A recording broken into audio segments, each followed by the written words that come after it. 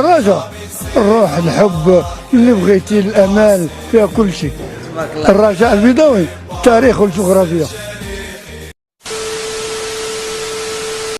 وفين الخوت؟ نتمناهم الله باش تكونوا بخير وعلى خير. على كل حال الخوت، في الفيديو ديال اليوم غنهضروا على المواجهه اللي غتجمع كل من الرجاء البيضاوي والمغرب الفاسي. واحد الماتش اللي كنا كنتسناو قبل ما يبدا كاس العالم، ولكن الحمد لله ها هو جا النهار اللي غادي يبدا فيه. نهار الثلاث مع الساعه 4 كلشي الى الملعب الخوت. تيران دونور خاصو يدور من الاخر. وفي لا فيديو ديال اليوم الخوت غنهضروا على اخر 10 المواجهات في الدوري، وغنهضروا على التشكيله المثاليه لفريق الرجاء البيضاوي، وغنهضروا على النتيجه المتوقعه اللي نتمناوها تكون في صالح فريق الرجاء البيضاوي. على بركة الله الخوت. ولكن الخوت ما فيها باس نفكروكم قبل ما نبداو ما تنساوش تدعمونا بلايك وكومونتير. علاش؟ باش هذا المحتوى يطلع لبزاف ديال الحباب، باش كلشي يجي عندنا العائله ان شاء الله. وعلاش لا لاشين ما تكبرش وتكبر بزاف الخوت. ونبداو الخوت بسلسله المواجهات بين الرجاء والمغرب الفاسي في اخر 5 سنين. التاريخ ديال المواجهات فريق الرجاء البيضاوي والمغرب الفاسي في 5 سنين الاخرى عرفت اكتساح الفريق الاخضر. 3 ديال التعادلات وهزيمه و6 ديال الانتصارات الفريق الاخضر. وهادشي اللي كنتمناو نشوفوه ان شاء الله نهار الثلاث. علاش لا؟ وفي الموسم الرياضي 13-14 نتيجة الذهاب كانت 1-0 الرجاء، ومباراة الإياب كذلك هو مثال 1-0 فريق الرجاء البيضاوي. موسم 14-15 1-1 مباراة الذهاب، 2-1 مباراة الإياب للمغرب الفاسي. بالنسبة للموسم 15-16 3-0 في الذهاب و3-0 في الإياب. ما كاين غير الله يعطيك الصحة أخويا. أما بالنسبة للموسم 20-21 1-0 في الذهاب و3-2 في الإياب. بالنسبة للموسم 21-22 1-1 في الذهاب و0-0 في الإياب. المواسم اللي مشوهاش الخوت كان المغرب الفاسي في القسم الوطني الثاني. ودابا الخوت ندوزو للتشكيله المثاليه للفريق ديالنا امام المغرب الفاسي. وبالنسبه لحراسه المرمى انس زنيتي، كنظن بلي انس زنيتي هو الاجدر باش غيكون في بوطه. هادشي ما كيقللش من القيمه ديال غيام رباح، ما احنا عارفين كنا انس زنيتي كابيتان ديكيب وبروميانغول. واما بالنسبه لمحور الدفاع جمال حركاس ومروان هدودي، كنتمنى نشوف الثنائيه ديال حركاس مع اسماعيل المقدم، ولكن اخويا هذا الكوتش كيبان لي عنده واحد الفكره في راسو، كنتمناو من الله تكون يعني ايجابيه.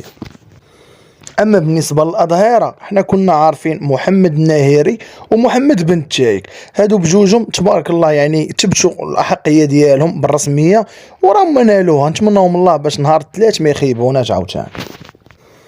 واما بالنسبه لوسط الميدان فهو غيعرف تواجد واحد الثلاثي انا شخصيا كنتمناهم يتجمعوا في ماتش واحد، والله حتى غتشوفوا الابداع الخوت. روجي اوهولو، محمد المكعازي، عبد الرؤوف بن غيش، ودراري تبارك الله قتاله ورقيقيه. انا الامنيه ديالي غير نشوفهم بثلاثه في ماتش واحد، والله يا خويا الا غنتمتعوا كاملين ان شاء الله.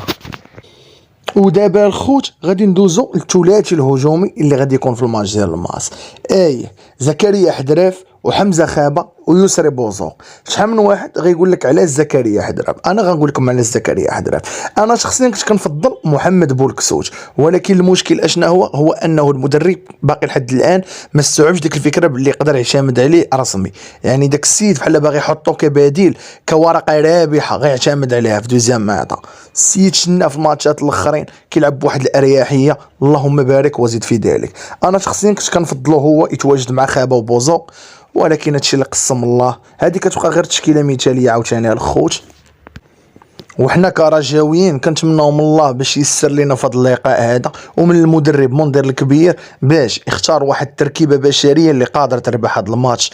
دابا حنا استأنفنا الدوري، اول حاجه نقدروا نديرو باش تخلينا يعني نمشيو في المسار الصحيح هو الانتصار يوم الثلاثاء ضد المغرب الفاسي. ودابا الخوت غندوزو لاخر فقره في هذا لا فيديو هذا. النتيجه المتوقعه. حقيقه الخوت باش بلا ما نكذبوا على بعضياتنا الماتش غيكون صعيب وصعيب بزاف، وفريق الماس راه هو فريق اللي قوي حقيقه غيكون منظم وواقف مزيان.